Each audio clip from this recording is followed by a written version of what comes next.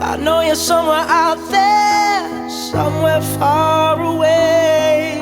I want you back, I want you back.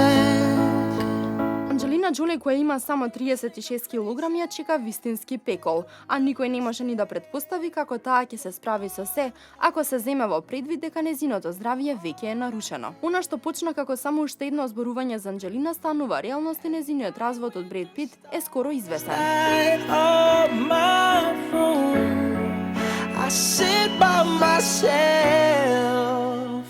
Ако разводот стане неизбежен, ќе почне мачна битка околу старателството, бидејќи е познато дека на Бред и Анџелина децата им се многу важни. Гласините за развод се појавија пред неколку месеци и додека едни тврдат дека на Пит му се досадило да ја преколнува Анџелина да се лечи од анорексија, што таа тврдоглаво го одбива, други наведуваат дека виновник за разводот всушност е Бред, кој наводно ја измамил со актерката Мерион Котилјер.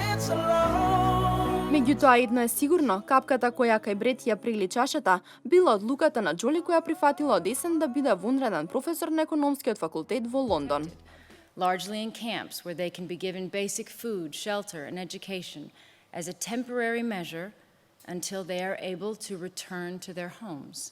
Според зборовите на неговите пријатели, на тој начин Анџелина го прекршила договорот, по кој тие двајца не работат во исто време, како едниот од нив би бил со децата. Исто така се шпекулира дека ова е само уште едно продолжување на тивката војна која се случува во куќата на Џоли и Пит, која веќе трае со години, бидејќи Пит направил се што е во негова моќ да ја помогне на сопругата во незината кариера, поради што жртвувал бројни богати понуди кои ги одбивал.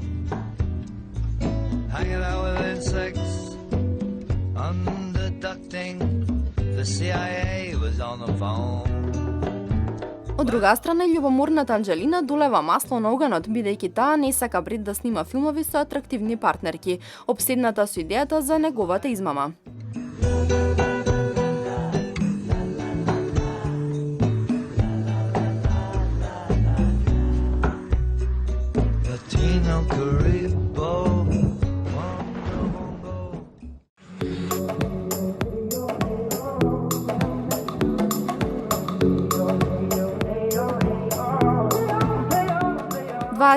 годишната Јелена Перич е вистинска двојничка на Ким Кардашијан. Таа ги збуни сите американски блогери.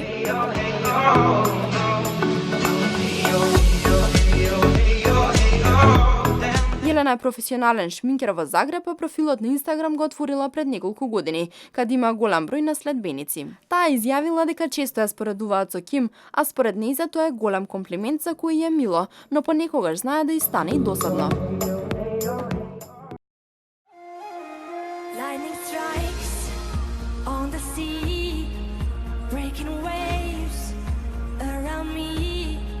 Овогодинишната награда Барбара Дикс, која секоја година им се доделува на најлошо облечените изведувачи на Евровизија, ја освои хрватската пејачка Нина Краљич.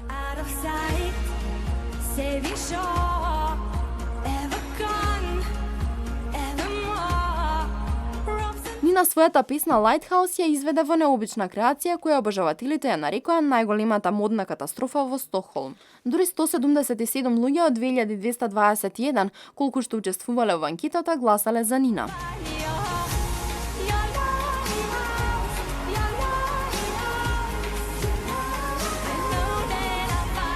Второ најлошо облечена е Џејми Ли од Германија со 335 гласови, а по неа ја следат Рико од Швајцарија, која е на третото место, а Бугарија и Босна и Херцеговина се на петото место.